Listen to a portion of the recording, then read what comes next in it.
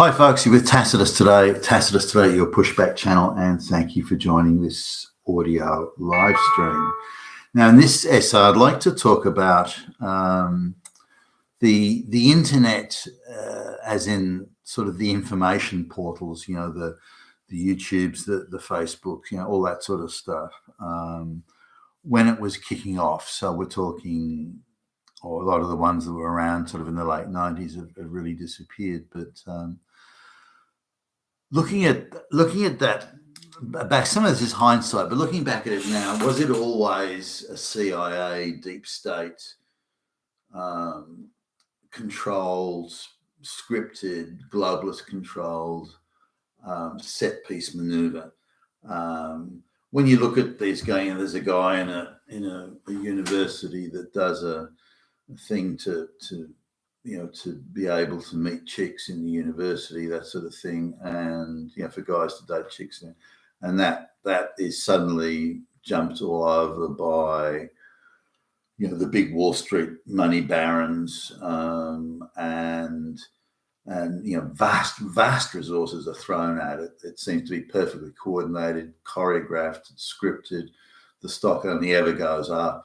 The stock price only ever goes up. It's just a dream run where there doesn't appear to be any setbacks. There's legal provisions that other companies have to face. These guys don't. Everything just is piloted through seamlessly.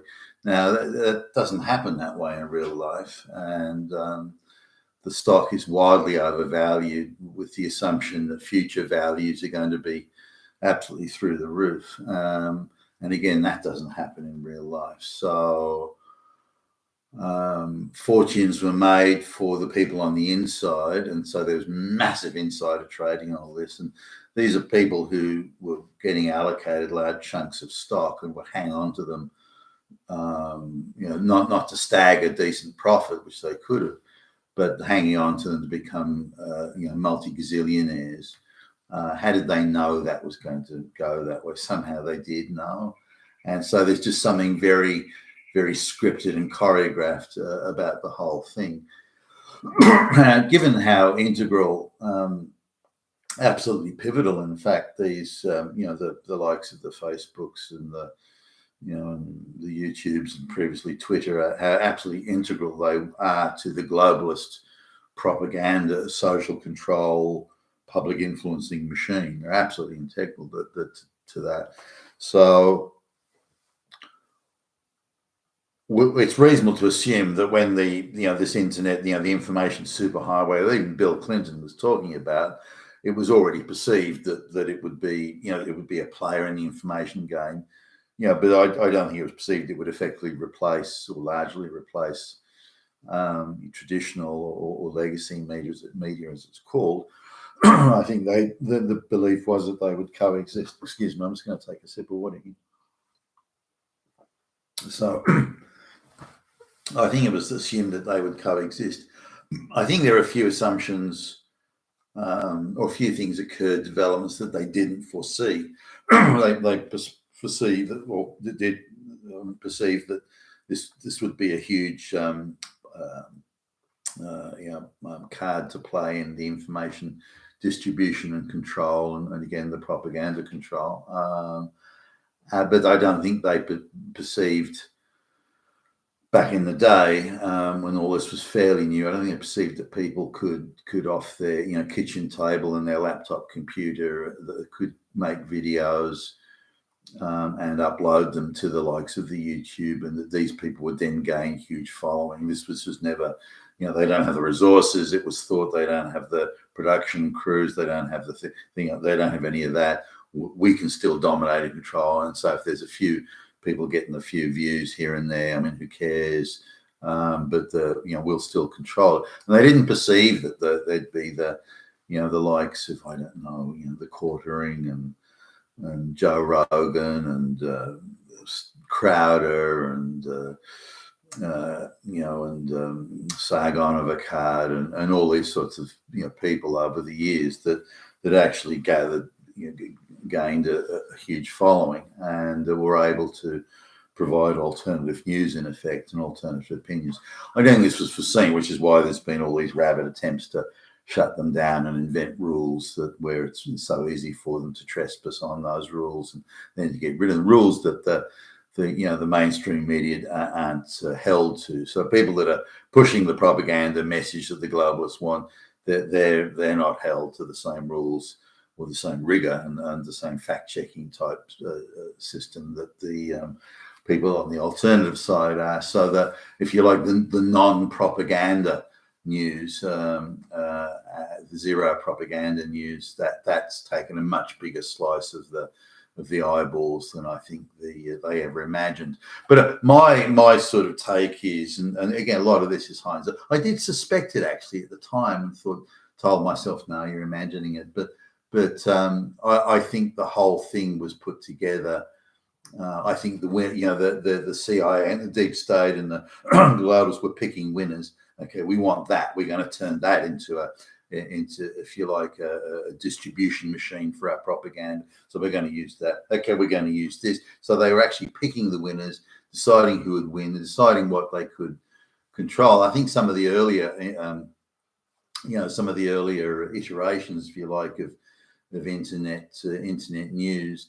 They just didn't have those were organic. Those did come up, and the deep state and the globalists had no control over them and couldn't get the control they thought they needed. So they had to be got rid of, and then a new generation, early 2000s, a new generation of information distribution portals, if you will, had to be brought in. Given they now knew, okay, now we understand how it's going to work. So we'll bring these, but we want total control of them. And really, they still have, other than Twitter, which is they've lost some control of. But if you look at all the major online platforms, they all were controlled by the globalists. So pretty much all the information you saw was globalist propaganda, approving mass migration and promoting LGBTQ and so on. It's the guys off their kitchen tables, like the Mark Dyes, the Joe Rogan type guys, who really, some of these guys now do have actually pretty substantial, production capabilities. So they've become, if you like, professional news organisations in the sense that they've got the technology and the employees and the software and all that sort of stuff. But I think that was not foreseen, and they're trying to find a way of closing it down, shutting down that alternative news source. We saw it during COVID, where these idiot politicians are coming out saying, we are your one source of truth. I mean, fuck, can you believe the hubris in saying something like that? But the globalists, as they ramp up their mass migration and they ramp up their crushing of white societies and that sort of thing, they really need more. Every day they need more and more control. No one is allowed to say something that deviates from the globalist script, and so they're finding ever more inventive ways of shutting down any alternative source of information or any capacity to draw eyeballs away from the central propaganda globalist message. I think this was all pre-scripted from the outset, and it's taken a few twists and turns that the globalists didn't foresee. But I think overall that general architecture was decided 25 years ago, and they've been pursuing that ever since, and then responding to the various twists and turns that the internet sort of development and news on the internet has taken, and the failure of if you like, the bigger news organisations to keep the eyeballs and to convince people. When I just looked a few days ago, I looked at the biggest news site in Australia, and I'm just reading through the headlines and through the first paragraph of the major, what they say are the major news stories, and it was all fucking propaganda. There's nothing that was not propaganda.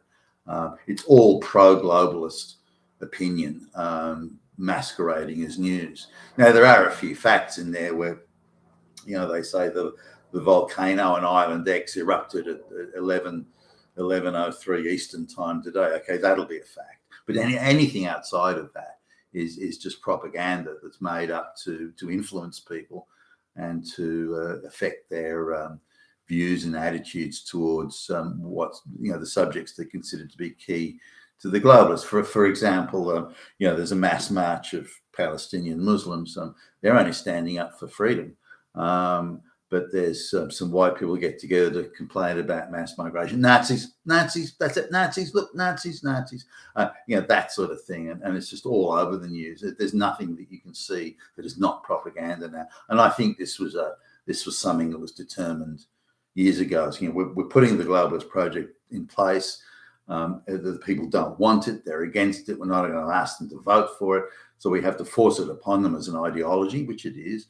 And in order to be able to do that, we must control everything they see and hear, and we must be able to influence their attitudes to everything. And I think that was in place 25 plus years ago when they were looking at information delivery systems across the internet. And again, it didn't quite pan out as they expected in various ways, but they've always responded to that with harsher and harsher measures to control what's on the internet. And they're doing it now. We're only doing this to protect children. We're only doing this to protect women. Or they'll always come at it with something like that.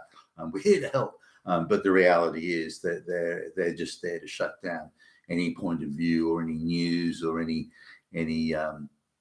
evaluation of the news that is not globalist approved. You've been a Tasselist today at your Pushback channel, and thank you for listening.